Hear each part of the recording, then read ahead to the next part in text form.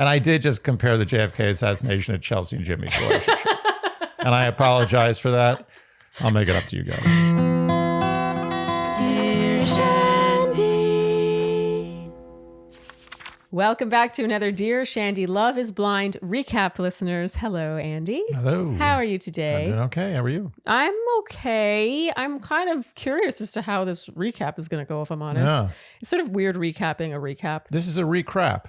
Yes, we're bringing back recrap. Yeah. That's a Bachelor recap reference for anyone who's new. Okay, so do we have any housekeeping before we get to this reunion? Let's just get to it. Let's just get to it. We do actually have a little surprise for you. I thought I would do it here. Oh, yeah. And you have a surprise. This was sent by a friend of ours, Kayla Quinn, who I know through the Bachelor world.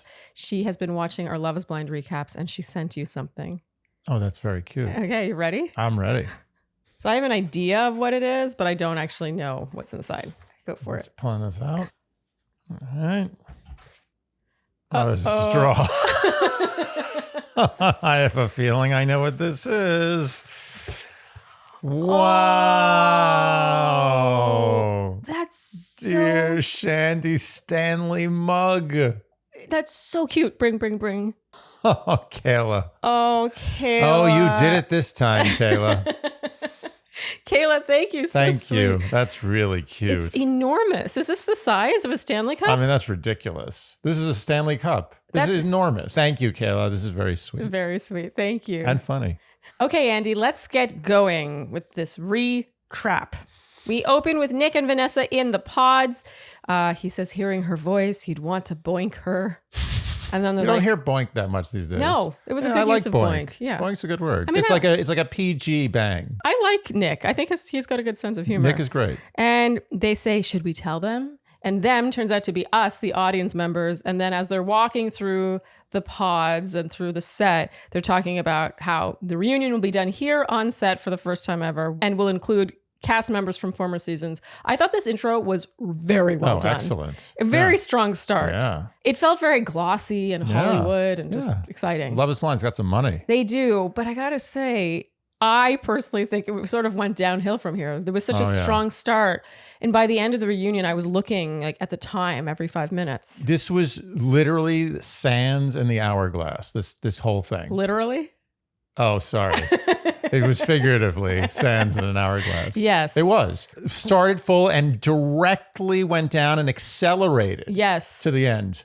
It's just the entertainment value just disappeared into thin air. Does that happen with this sand in an hourglass? Like Yeah, it it's like goes down and like you see the level starts because the hourglass is shaped like an hourglass. So there's more at the top than at the bottom. So at the top, it's going down slow as it leaks out. Yeah. And then it starts looking like it goes faster. But the rate of the sand exiting is not any faster. If anything, it might be slightly slower as the sand goes down, because there's less weight pushing. That's what I was thinking. But it looks like it's going faster because the hourglass is shaped like an hourglass. Okay. So my point is, I'm not sure that was that important, but my point is that the entertainment value accelerated down as the episode went in a direct line. Yeah, I completely agree. They should have done the exact, it should be reverse hourglass. Yeah. You got to start weak. Maybe start a little strong, go weak in the middle and then build towards the end. Or but they just went big and then Look, I have to admit, we have not seen all the seasons of Love is Blind. We have not. So other than Blake and Giannina, which by the way, we had them on a Love Fest. Friends of the pod. Friends of Great the pod. Love Fest. Fantastic Love Fest. Excellent Love Fest. I will link it out here. Other than them, we've only ever seen season 4. Yeah. So, Brett and Tiffany, they were great. And Kwame and Chelsea. Yeah. But I gotta say, the repeated references to other people from other seasons, like asking them for their commentary, their questions, I found it really slowed the roll because, it's imagine having like a Bachelor, like after the final rose and I know that they will reference people in the audience here and there, but I felt like this was really heavy on the inclusion of former cast members. Can we be honest here? What? Let's be honest here. This is deep reality dating TV. Yeah. People want to see car crashes. Yeah. They don't really care. They do care to see after a year that a couple they just saw on the show is doing well. That's like good update. We're good. That's nice. Makes my heart full. Yeah. But after like 2 years, 3 years, like seriously, no one cares anymore. They want to see a horror story. They want to hear like, oh, they got into a huge fight and he threw her clothes out the window. Like, no one wants to see these updates. So let's stick to the matter at hand. Let's stick to what happened on the show. I want to see the couples on the show. I think it's all strategic. Like, they're doing it to sort of pat themselves on the back and make you feel a little less dirty for watching what you watched, especially when you only get one successful couple. And apparently last season, season 5, there were no successful couples. So I sort of felt like they're like, hey, remember this show? It's about love. The Bachelor does this sometimes. When they kind of have a downturn, a lot of couples aren't working out. Suddenly they're like, hey, look at all these happy couples we've made over the years. This is what this show's about. Love. Especially since, Love is Blind in the recent years has come under fire for not having the most humane living conditions for their contestants and not feeding them properly, letting them drink water when they need to. But that's apples and oranges. Deprived. I don't care. That doesn't have any correlation to the fact that two or three couples have made it that far. That's not important to me. Okay, but it's not, I love it. You're like, I don't care. No, but I think that it's more like an image management thing. Okay, that's what this reunion felt like to me. So pick one. Pick one couple. Like, we have a guest. This is a couple. It's been together for 3 years. Yeah. And that's it. That's enough. I thought there was fluff. Yeah, I agree. It felt like they miscalculated how much time they would need for this. I thought an hour and a half was simply too much time. An hour would have been plenty. Plenty. Yeah. Okay, so now the cast enters. My best dressed here is AD in her high neck glittery gown. Yeah, it's sort of sheer. Yeah. Clay was bummed. or feeling upset about his life choices. You know what my favorite dress of a woman is the dress of scorn.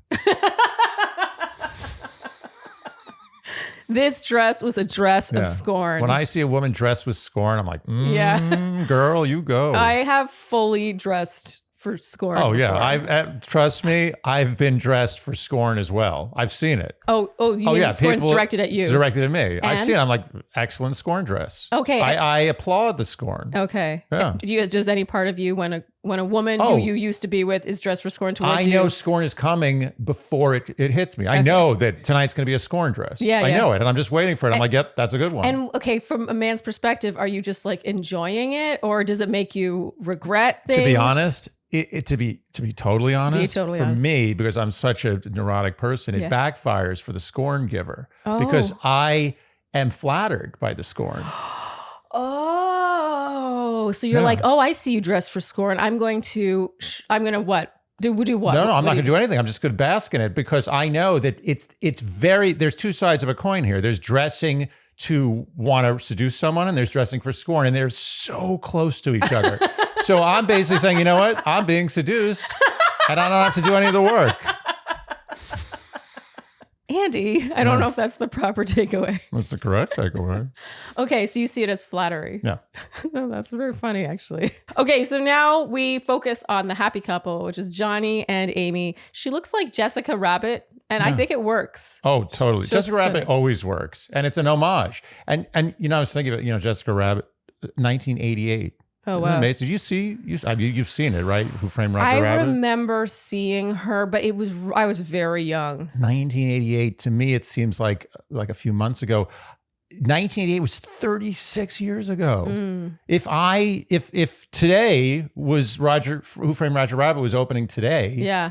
1988 would be 1952. Ooh. I always think that. Yeah, is that what you do? I'm a very defeatist person. That's such a strange way of looking at things. It isn't that strange. It's crazy to think about. Okay, but when I went to see Roger Rabbit having come out from now was 1952. Okay, but what's your point about? My point is 1952 seems like a hell of a long time ago. Okay, but so what's your point about Jessica Rabbit? I like Jessica Rabbit. Good point. Thanks. You look kind of like Jessica Rabbit today. So like Jessica Rabbit at a funeral. We learn they spend time with each other's families. Basically, they're still good, so there's not really much to talk about here because they're so good. Yeah, and now we get a recap of the happy couples over the years. We're going to not talk about the other couples too much because, frankly, we didn't know who most of them were. No. Jeremy, now we learn he's seeing someone. Let's bring her out. And Andy, you were like, why are they doing this? And I fell for it like an idiot. The doors open, it's Sarah Ann, and you're like, well, that says something. Yeah. It didn't even occur to you that they would still still be together. Why is that? Oh, you know what? Honestly, I just had a brain fart. Obviously, it was going to be her. Can I tell you what this relationship is? What? This is a spite relationship. 100%. Yeah, they're literally staying together just so they can be on the reunion show in spite. Yeah. And what's funny, I love later on when Chelsea kind of calls their bluff. Yeah. Which is like, oh yeah, every time I've seen you around, you're single. I liked Chelsea in this episode. He's like, no, only a couple times. Yeah. Well, we only bumped into each other once. Yeah. She's like, actually twice. Yeah, okay, twice, whatever. This is totally a spite relationship. I am shocked they're still together. I just feel like Sarah Ann, Sarah Ann. she wanted to stay on screen, right? Yeah, I think so. I feel like Sarah Ann's one of those people that wants to redeem herself. Like she wants to be liked. It's pretty obvious.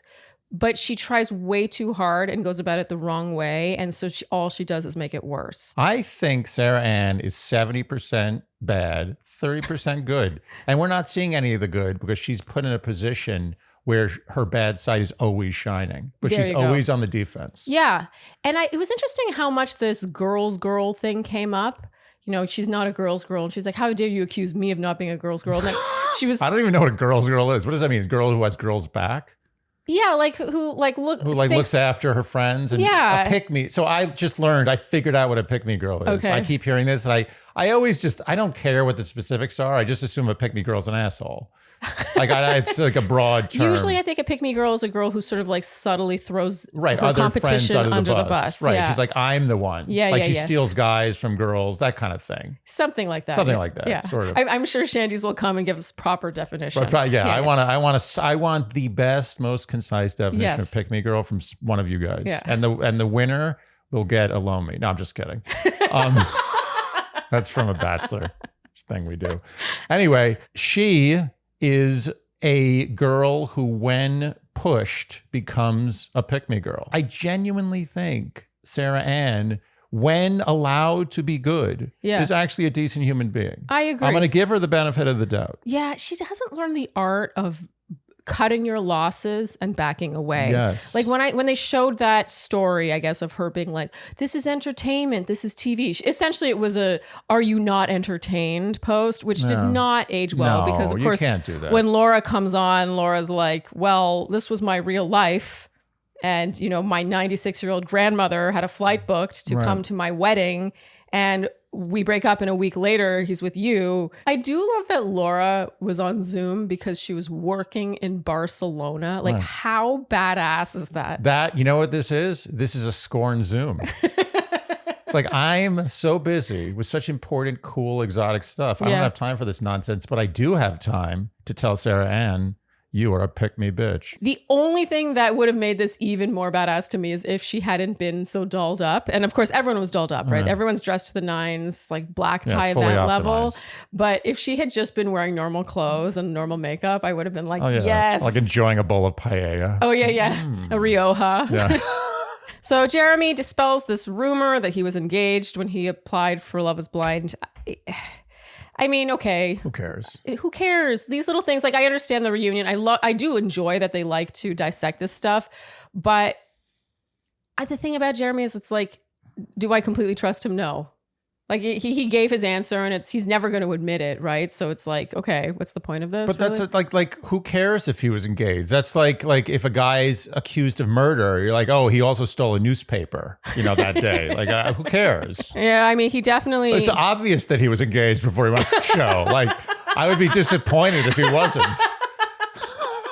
They talk about the location sharing thing. He insists nothing inappropriate happened. And it becomes a sort of he said, she said, where she's like, well, you were on the sofa downstairs and then the location was there. And she says that Sarah Ann was corroborated with him, was also keeping up the same story. Who cares? I still think probably something happened. They insist nothing 100% did. something happened. We did the poll. Yeah. What was the numbers? 95% of people thought that at least a heavy makeout happened? Yeah, I did a poll on my Instagram. It was 100%, 90%, 50%, and 0% of the odds of a makeout. And I think like 80% of people thought it was 100%. Yeah. You do the math, but it's a lot. To be honest, this was even hard to follow, but I think the gist is the same. They just don't seem that trustworthy. That's the strategy of a liar is to obfuscate. Yes, good point. Let's see. We got towels, we got sheets, we got pillowcases, We got pillows, cuddle blanket, and This should be used in the ad.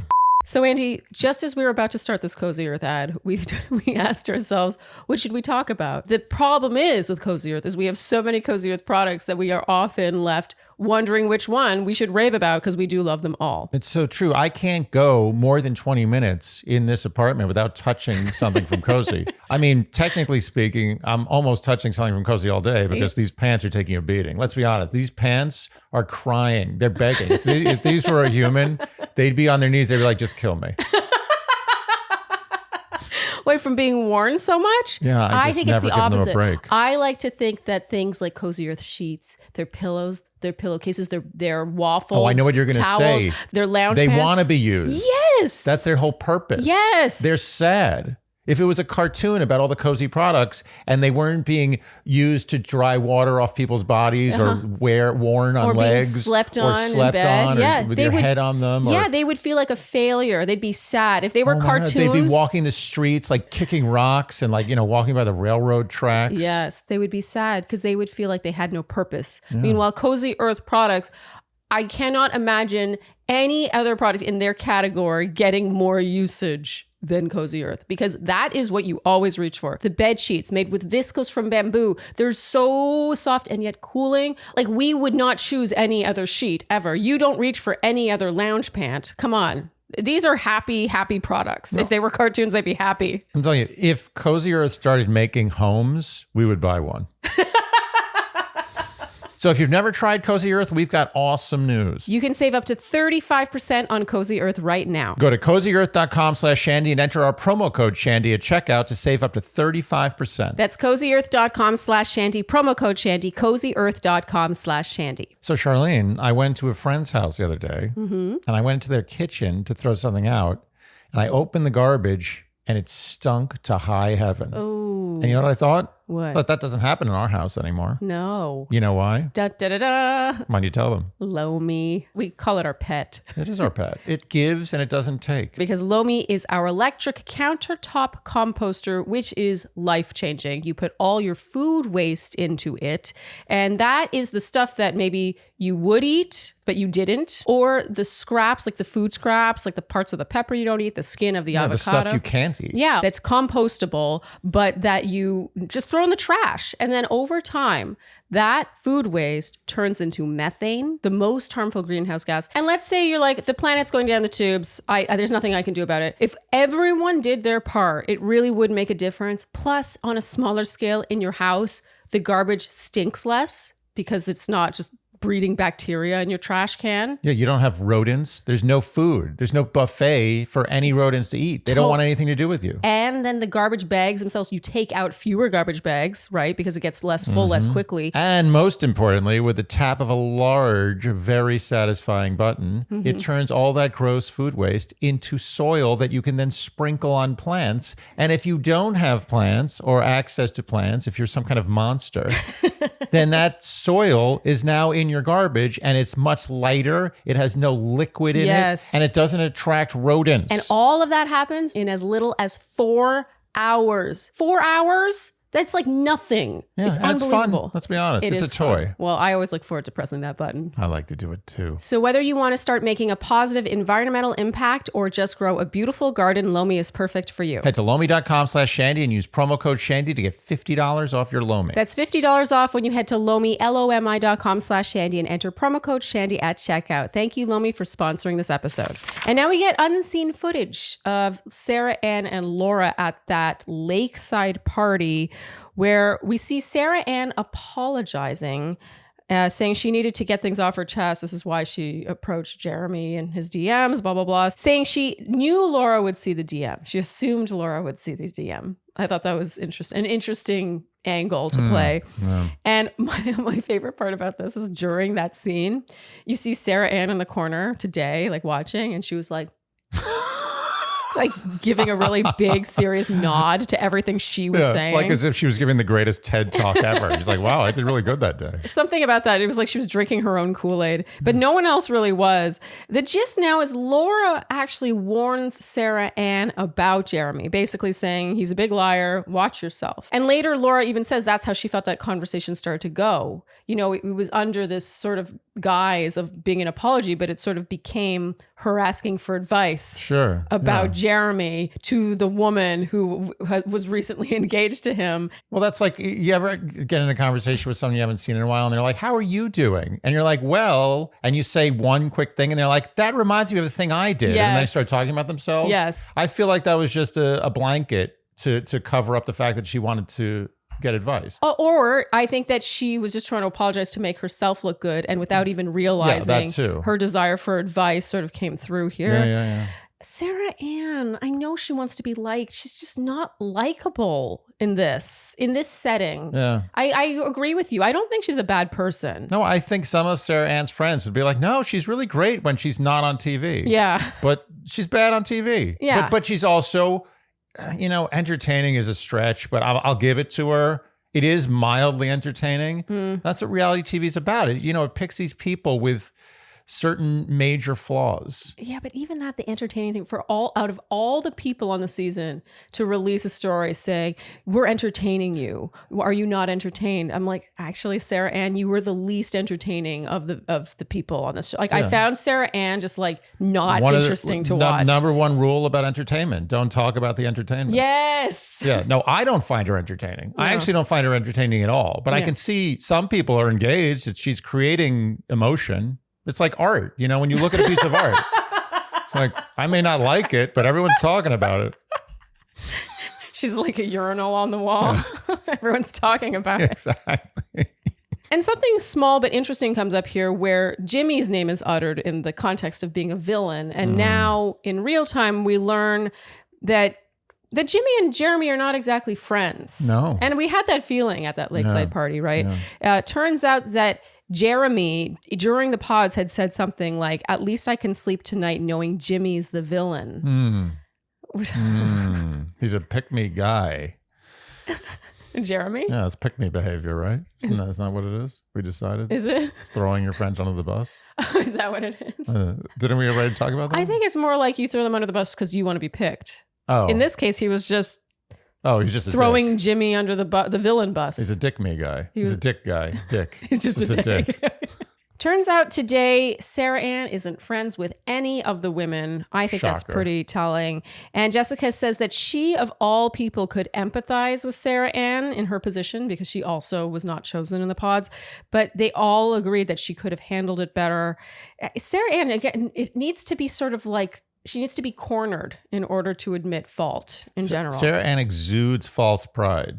Yes. So he's just like so obvious about it. I even felt her choice of hair, makeup, dress, all of that everything. Exuded false pride. It's like, pride. Look at me. Like I am nothing's going to bother me. Yes. I'm on top. But it the woman doth protest a little too much. Yeah. Too much effort. That to me, like she came out and I was like, too much effort. And it's not that I didn't think she looked lovely. She looks beautiful, but it was the effort. It was like, it felt like she was like, she had too much armor on. It ended up backfiring where she exuded insecurity over confidence. Yes. And then Laura is like, wait, I can't go without mentioning bean dip. She apologizes for all that. And Jeremy does apologize too. He's like, I shouldn't have mentioned it.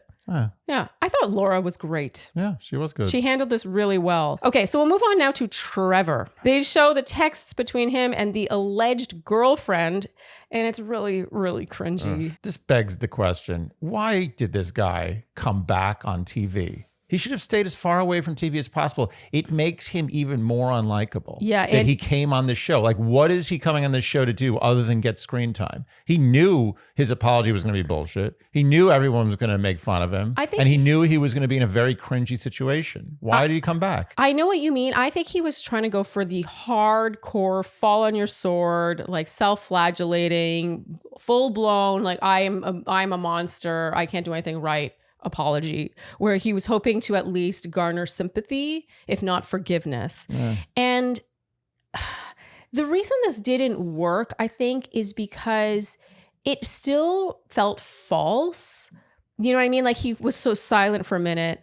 And when he was first asked, like, what was going on there? And he's just sort of quiet. And actually, it's funny. AD says, say it with your chest. Yeah. Stumbling over his words to get it out. And as though he's caught off guard. I don't know what he was playing here, but it just came off as, in my opinion, calculated. Yeah. It didn't feel like he was genuinely sad. It felt like someone who was trying to look genuinely His sad. whole thing was calculated, but his calculations were off. Yes. The guy went on the show as a calculation, clearly. Yeah. This whole BS about how he was like, oh no, his relationship was toxic. But as soon as he was off the show, he was like, oh, I'm going right back to that toxic relationship. I want to marry you. It's such BS. The fact that he didn't even realize that was obviously BS on the surface shows maybe a lack of intelligence or calculation on his part. I don't know. Here's the thing. I think if he had just gone full blown honesty, this would have worked better. So if he had just been like, to be honest, that relationship, like I was freaking out. I was wondering if it was the right relationship for me. This opportunity fell in my lap. I confess it was, I felt like it was a once in a lifetime opportunity. I was really just interested in the experience. I should have broken up with her, but I was wrong. And then when I left, like it made me really miss her. And I was just confused. If he had just led more in that direction instead of being like, oh yeah, that was really toxic. That's why I went on the show. It's like, don't call your relationship toxic. Like when we have literally the text of you calling her pumpkin, right? Or I guess she called him pumpkin. Someone called someone pumpkin. I agree that what you just said is the second best thing he should have done. Yeah. The first best is stay home. Okay. So you think he should not have come to the reunion at all? That would have been the most apologetic thing in its own passive way. You'd have been like, I don't even deserve to be on this show. Like I'm persona non grata. I'm going to go back into the bushes. Okay. Or the hedges. You go back into the hedges, right?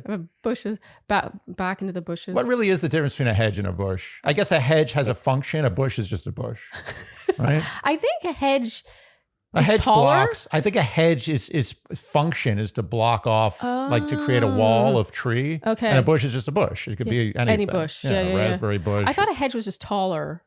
I think a hedge has function. Okay. I think that's a hedge means it's hedging something. Okay. Anyway, the point is he should have sunk back, disappeared. Let's not think about him. But instead, he's like, I want to get more of that TV. I want to get more of that. Or I don't even know if it was about TV. I think he was pulling a Sarah Ann where he was, instead of cutting his losses, was trying to fix it.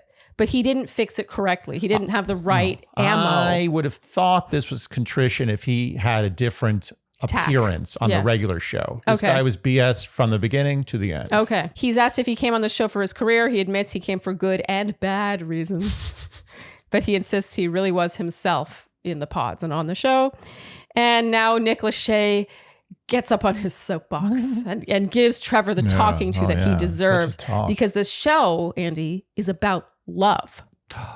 Love. Oh, look at all these couples. Look at all these happy couples. I'm glad he told me. It's so unfair to the other people on this show if you're not actually there for love. This reminded me of The Bachelor. This vibe, wrong reasons, like how dare you disrespect everyone else. Look, I agree that it sucks to on this show, if you meet someone that is there for the quote unquote wrong reasons. But come on, it's like hilarious. Half of them are there for the wrong reasons. It's not only, it's so hilarious on so many levels. But number one, yes, at least half of everyone who goes on these shows is there for the wrong reasons. Yes. And that's very generous. Yeah, I think at best they're just open-minded and willing to be single, even if they're not already single. Exactly. But the other thing that's so funny is how the show itself always points the finger at the contestants for doing the thing that the show wants them to do. 100%. Like this gives them content. Yeah. They love it when someone's there for the wrong can you imagine reasons. if everyone just had peaceful, nice relationships? Everyone was there for the right reason. And ready. Everything just went along swimmingly, no drama. Yes. You think that would be, there'd be no Love is Blind. No. One season, done. For me, I think Trevor, what bothered me most was how poorly he played this attempt at redemption. Yeah. I was like, dude, you had to do better than that. Embarrassing. It was really poor. He was embarrassed. It was a total embarrassment. Yeah. And then he basically is told to leave. Like, he's like, can I go now? And then after his soapbox speech is like, you may leave now. Yeah. And think of how much better that would have been if he had left before he came on the show. If he just stayed in front of his TV. If he had declined like Matthew Eating did. his protein powder. So Matthew did decline to come on the show. Matthew was smart. Yeah, but we'll talk about that at the end for some reason. Don't get me started on the order of events with this reunion. Okay, so now AD and Clay. We learn that he has reached back out to her. It's been hard watching the show back. He says watching AD's excitement through the show, he felt like the biggest dick. He says he made a mistake. He should have said yes. He loves her. She's the love of his life. And he says he wanted to say yes. He went to therapy. He's put the work in for a year. And he starts to cry now and says that he came out a different man, and he credits AD for that. You know what's interesting about the biggest dick? It's like, let's be honest, the biggest dick is like a lot of people want the biggest dick. No, not the biggest dick. Well, okay, so you're saying that you don't want an elephant dick. No, you don't want I think that a dick can be so big that it's not good. I'm saying if you're in a small room of people and you have the biggest dick, that's a good thing probably on average. Maybe. For you. Like, you might have BDE. Right. Okay. But if you actually have the biggest dick, but then it's funny how being the biggest dick is a negative. You're like, but not a good person. Yeah. It's why is interesting. that? That's a good point. Anyway. I don't know why that is. Why dick in the first place is a bad word. The dick is a nice dick. It's good.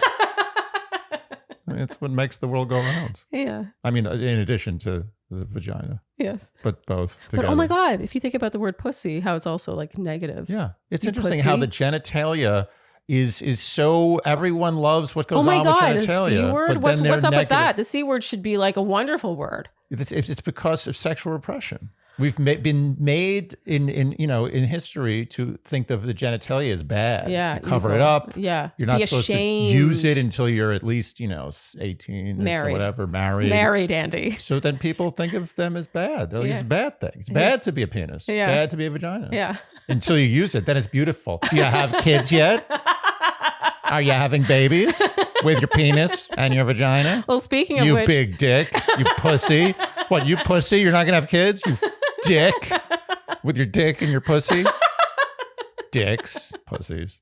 So speaking of babies, I thought Vanessa Lachey, she really snapped back into shape, didn't she, for this reunion? Oh, she got some training. Yeah. I mean, I confess we did not watch season 5, so I'm sure it's the season 5 reunion. She was great. But the season 4 reunion, Vanessa Lachey, wreck. She took up most of our recap. Yeah, for that now we don't get to talk about it at all. No. She was delightful. Yeah, I'll link that here, season 4 reunion recap, because we went off on Vanessa Lachey. You know what? She really, good for her. Yeah. Good for her. Because instead of coming back with spite and being like, I'm just going to be even more Vanessa Lachey than I was in season 4. You're going to be more Vanessa Lachey. Yeah. That's what Vanessa Lachey would say about herself.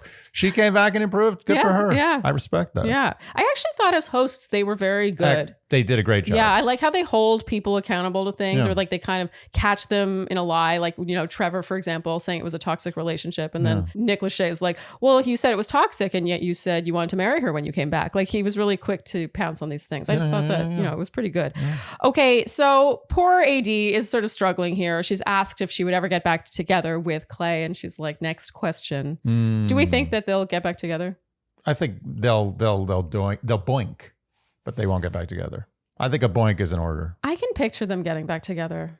I think a little get back together, but then not together. I think that if they'll get back together and he's going to be on a tight leash for a while, and then, which he should be. Like, I think that he has to sort of prove himself. He's lost her trust, right? The thing is, there's so much societal pressure on AD to not get back together with Clay. Because people are like, oh, don't be weak. Don't get back together with Clay. Don't do that thing you do. Oh. I don't think she's going to do it. I think they may have a little thing, a fling, but I think AD is going to put her foot down on this. And I don't think Clay really in the end wants it. Oh, you think? No, I think he wants... am I just buying it? When he cried, I was like, I believe you, Clay. You know what I think? I think Clay is one of those guys, bless his soul, but he's one of those guys who loves things that he can't have and doesn't love things that he has with women. I just get that feeling. Oh, that's a horrible, honestly, that's one of the worst traits across the board. And not just in love, in general. In life, but it's very common. Yeah. And I'm not speaking poorly of him. Yeah. I think Clay's a complicated guy. I think he has a lot of good aspects to him, but I do think that he's one of those people. And that's one of the flaws that he's probably working on in therapy. But I do not think that AD and Clay will be in a long-term relationship. I think long-term, I just think that he has more work to do. The kind of work he's working on. This isn't like, a project for a season. This is like life work. Yeah. And this will be his life's work. Is working on himself. Of all the people on this show where you say, oh, I've learned so much about myself. I kind of think a lot of it's BS. Mm-hmm. For Clay, it's not. I think this was a great experience for Clay. It's shown a light right on his problems. Yeah. And now he's going to go try fix them. I also found it really sweet. I called his father the villain last week. Yeah. And I think a lot of people see his father as the villain, which I do. If anyone's a villain, it's his father. Trust me. Yeah. But I thought it was really sweet still how when he was asked if he had this, the healing conversation with his father, where his mother had asked his father to have this conversation with him so he could finally move on. And the gist was they kind of had, but in their own way. And it was not really, but also he knew what his father meant. I just thought it was sweet how even then he still spoke respectfully of his father. Absolutely. Like it would be easy to be like, yeah, I was really screwed. I'm the way I am because of him. But he just, I don't know. You can tell he really respects both his parents. He is definitely an imperfect human in many ways, but I believe in Clay's soul. I think there's purity there. I think the man is a good man. Yeah. He's just got flaws. Speaking of good men, it's revealed now that when he had watched a former season and had, compared himself to other men on the show and he was like, I'm not husband material, it was Brett. And so Brett is untouchable. I know. This guy. He makes everyone look bad. Yeah. This was such a sweet moment. It was really where nice.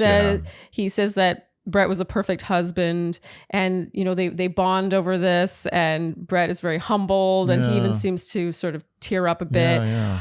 And he also admits he came from a difficult family situation. Yeah. I mean, this is a really touching moment. I hope I want them to be friends. I want them to be friends. I think Brett can teach him. He could mentor him. Yeah. He's like, come under my wing. Yeah. Young grasshopper. Yeah. I think that they'd be really cute friends. I agree.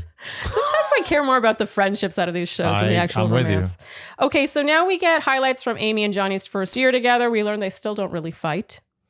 Yeah. Oh. They said they have, maybe little arguments here and there, but not big fights. I mean, they're just so... Yeah, I mean, what is there to say here? There's nothing to talk about. It worked. Okay, so some highlights now is these former contestants, or rather contestants from former seasons, ask these current contestants questions. One of which was for Jessica. Does her daughter, Autumn, what does she think of the show? Does she let her watch? And a really sweet tidbit comes out here where Jessica reveals that her daughter had never really seen her cry because she really tries to keep up a strong front. And so I guess they unlocked a vulnerability door in their mother-daughter relationship. I thought that was sweet. And then towards Johnny, I'm confused. Were condoms not an option? You know what I like about Johnny? Is he doesn't get defensive or feel shame. Ego. Yeah. Johnny does not have ego issues. That is a wonderful thing. Very humble guy. Yeah. He was just like, honestly, I wasn't really educated on it. And then I went and learned. And she was like, yeah, I had to teach him a lot. And he was like, yeah, like it was just really. Is it possible that Johnny was a virgin going into the show?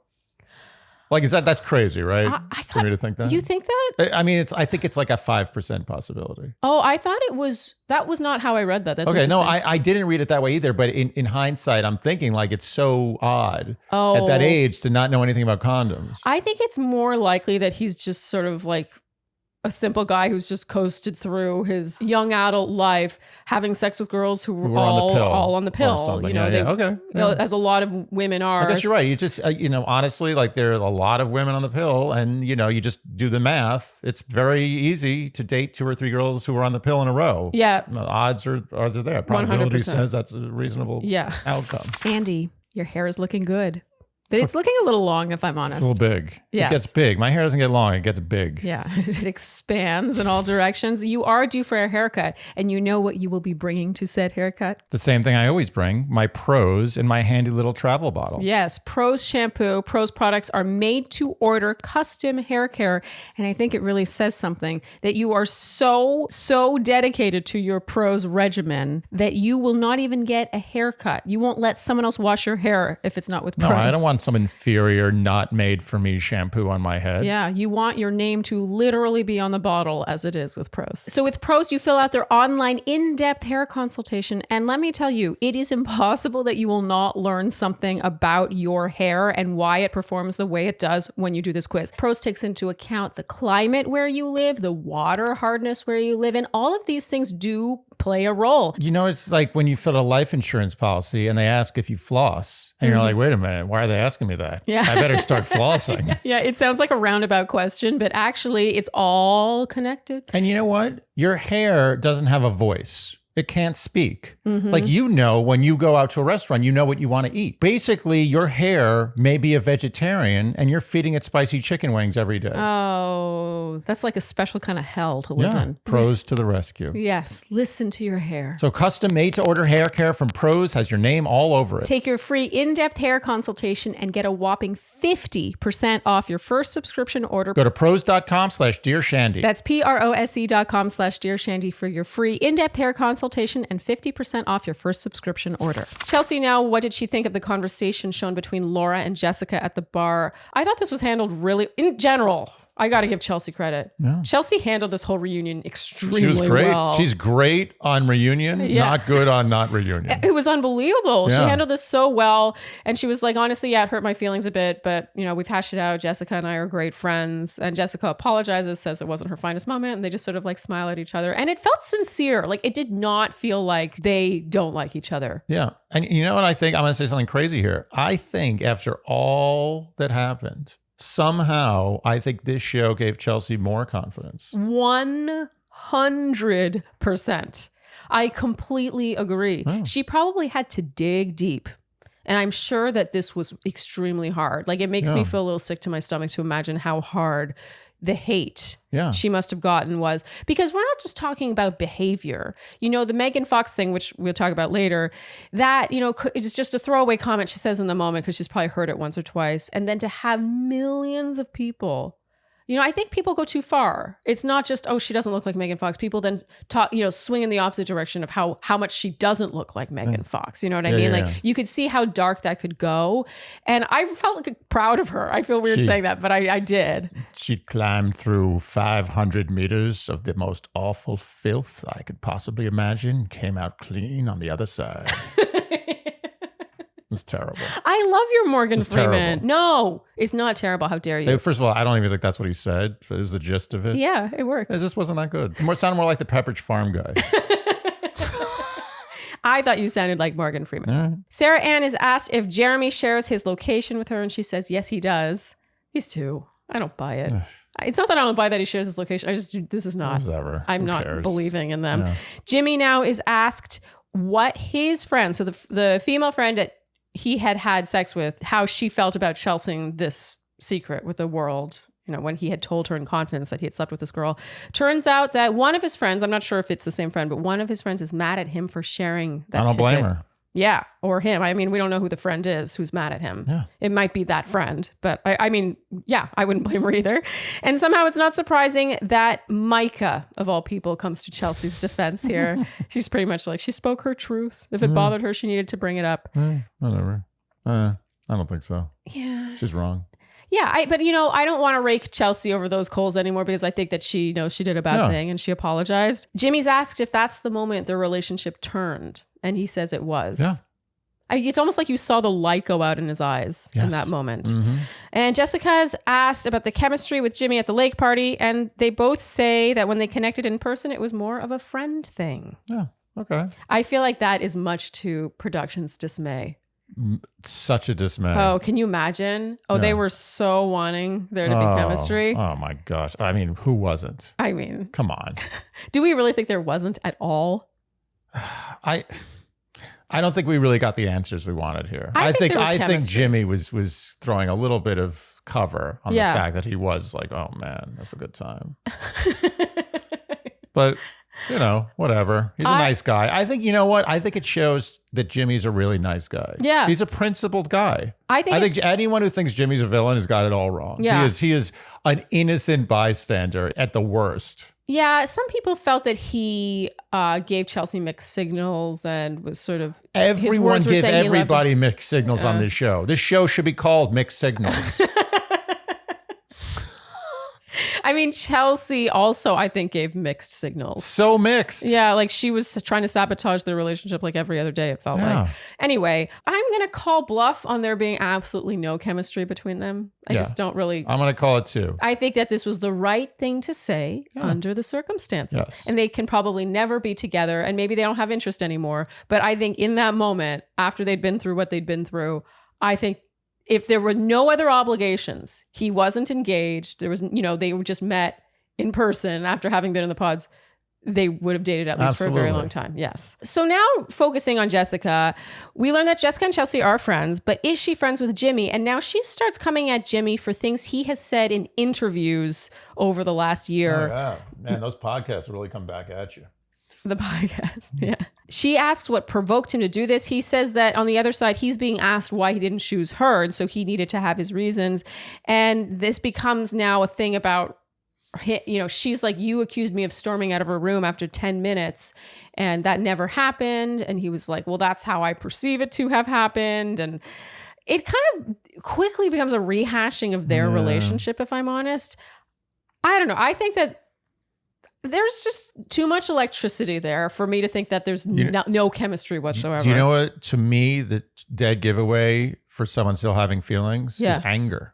Yes. I don't get angry at someone who I don't care about. Yes. I just laugh it off. Who cares? And now it becomes this sort of he said, she said about how many minutes before someone stormed out. He had agreed that, they were going to take an intermission. Did not care about this at all. Who cares? Who cares? I mean, she ended up being way more right because she had said 1.5 hours. It's actually 2 hours and 13 minutes total. But even then, there were some moments where he was like, can we take a break? And then they left and then they came back together and all this stuff.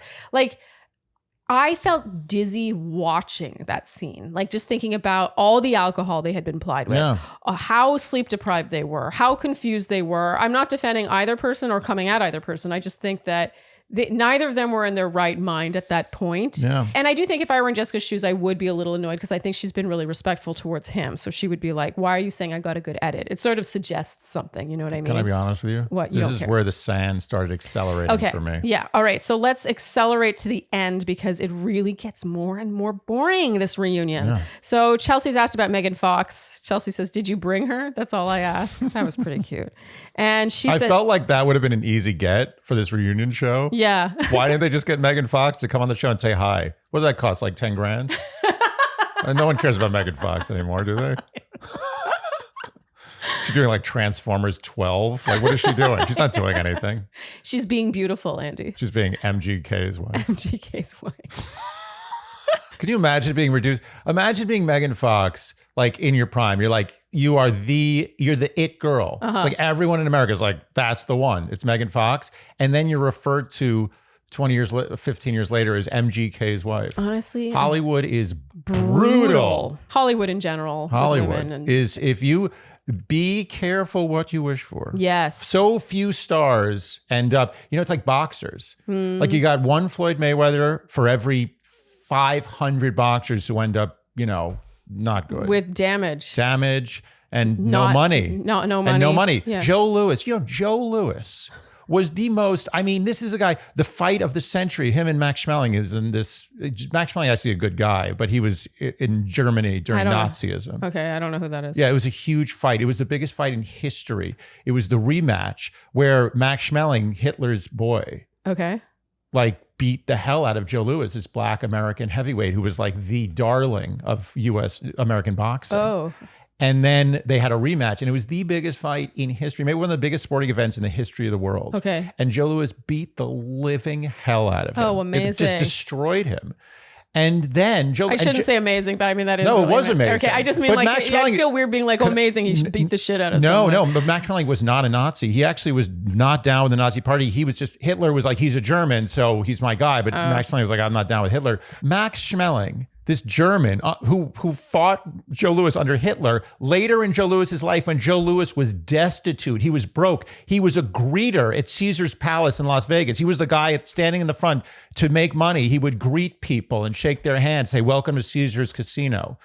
Max Schmeling was sending him money. Oh my God. To support him because no one else would help him. He was so in debt, the U.S. government was coming after Joe Louis. Oh my God. So wow, you really know a lot about yeah, this. I know. It's a very sad story. Wow. And he died destitute. He was I think honestly on drugs. He was like demented. It was so sad. So be careful what you wish He for. was the biggest hero in America. He fought in the war. He refused to dodge the draft. They said, don't worry, you don't have to go. He said, I'm going to go fight in the war. He was the greatest American hero.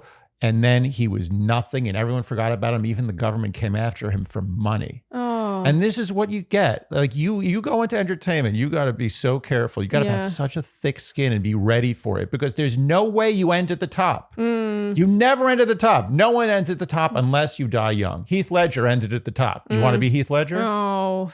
How did I get into this? Oh, Megan Fox. Oh, okay. Yeah, Megan Fox. I think Megan Fox is doing better than She's fine. Megan Fox is fine. She's totally fine. Megan Fox is in fact doing better than most. You know I what? think. The fact that everyone knew who Megan Fox was when Chelsea said she looked like Megan Fox shows right there that she's right doing there. fine. Megan Fox is doing just fine. She's doing fine. Yes. She's no Joe Louis. Okay, so Chelsea's asked about the Megan Fox thing, and she says, of course, she regrets having said that big time. She says she's handling it with grace and humor. That's all she can do, and it is what it is. I thought she handled this really well. Chelsea, did she get coaching on that? Like, she was perfect. Yes. I mean, talk about redeeming yourself. Yeah. You know, she didn't try too hard. No. I did feel like I could have used a little more of a recap about Chelsea and Jimmy and their relationship, though. You know what I mean? I felt like they never really went there with them the way they did. I honestly felt like it was a given that this was just not going to work. I don't think Jimmy led her on. I don't think that there was something They seem to be friendly. Here. I think it was just kind of like a misfire. Yeah. And now they're friends. I do and think no one cares that much. No one thinks that Jimmy and Chelsea are going to be together. They're going to like marry each other. I don't know. I guess considering they were like the stars of the season, you know, the reason everyone tuned in week after week after week was to watch Jimmy and Chelsea. Yeah, basically but everyone fight. knows that this thing ended in a whimper. We saw it at the carnival. Yeah. What is it called? What carnival was that? Carowinds. Carowinds. The biggest ever. Yeah, I don't know. I guess I just would have liked a bit more analysis with their relationship dynamic. Like what? I don't know. Maybe I'm looking for something that isn't there. You know what I think? I think you know what the analysis is. You want to think it's something else. It's like when JFK got assassinated. People are like, no, it couldn't have been that one idiot. It had to have been a huge conspiracy. People don't like to believe in things that are too obvious. Yeah, Yeah, they want big things to end with big explanations. They don't want sometimes big things end with not good explanations. Yeah. At Carowinds. Yeah, exactly. And I did just compare the JFK assassination to Chelsea and Jimmy's relationship. And I apologize for that. I'll make it up to you guys. And now things continue to go downhill in terms of interest. But I mean, some feel-good stuff here. Bliss and Zach had a baby shower. But Andy, you said this is torture. I don't know. We were really tired watching this. It just didn't keep our interest. Brennan and Alexa, we didn't know who these people were, but I did like them. Yeah, they seem nice. Yeah. Alexa asked Brittany if they ever wanted to just do it to find the crave, meaning Brittany and Kenneth. So we find our way all the way back to Kenneth now. This is, I mean, what, does Brittany even need to answer this? She was just like, basically, it's her choice. She wanted to be sure. I mean, what a waste of time. By the way, Brittany's allowed to wait until marriage if that's what she wants to do. I don't know why this needed to be said. Did you notice that Kenneth never said a single word in this reunion? Well, here, he did. Oh, he did? I was asleep. No, seriously. Bad recapper, Andy. Asleep. You know what? I know when to go to sleep. I know when nothing's about to happen. Okay, well, I'll tell you what happened. Basically, he defends having been on his phone all the time because he's a principal and he was gone for 3 weeks. God. And he's like, it's very important that his students rely on him. You know, he has a lot of tasks and responsibilities and all these things. And then when asked about the gaslighting thing, he said that everyone processes differently. And we learn now that he and Brittany are friends for life and they talk every single day. Wow, I missed that whole thing. So I guess Kenneth did say stuff. Andy, I don't like this. I want to feel supported in I recapping. sat through 98% of this reunion. Okay. I missed that part. Okay, so what are your thoughts on Kenneth's defense? Whatever. Kenneth, I'm not, you know what? I'm not giving him the dignity. I'm not. For me, I get the phone thing. You know, he was a principal. He had a lot of responsibilities, all these things. I totally get that. To me, you can be on your phone and handle all your duties and not make someone feel invisible when they're with you. Like, I don't think it really excuses him just like not looking at her and just grunting in response. Why can't And when he they're just breaking up, he's just scrolling his phone. I'm sorry. I do not believe that in the middle of that fight, he had some pressing email he had to send to some kid's parent that he just couldn't be present with her in that moment when she was crying in the kitchen. When the cameras were on. Yeah, no, that's a good point. No, there's times when the cameras are off. He could spend all that time on his phone. Yeah. And okay, everyone processes things differently. He basically was like, you know, I called Clay. I was in tears when it ended. Like, he knows I was really upset, blah, blah, blah. He went on the show for the wrong reasons. Who cares? I think Brittany is very forgiving. Like, to be friends with him, I think that that's more than he deserves. More than he deserves. Yeah. Kenneth is pretty, I got that gaslighting scene for me. Weak. Very, very weak. He's, to me, less defensible than Jimmy of all the Clay. couples. Of all the couples, yeah. No one can do better than Brittany. Okay. Yeah, Brittany can do better. So much better. Yeah. Okay. So now we see Colleen and Matt. We had no idea who these people were. And now Matthew. Turns out he was invited to attend this reunion and he declined. Smart man. I respect that move. Trevor should take notes. Okay. So you think this was better damage control than him showing up? Of course. Yeah. There's nothing. You don't dig yourself out of a hole when you don't have a shovel. Huh? Good one. I liked that ending. Thanks. Yeah, it did feel like he would just be showing up for a public flogging, in which case you need to have something to show why you're there. All it means is that Matthew is literally smarter than Trevor. That's it. He's just smarter.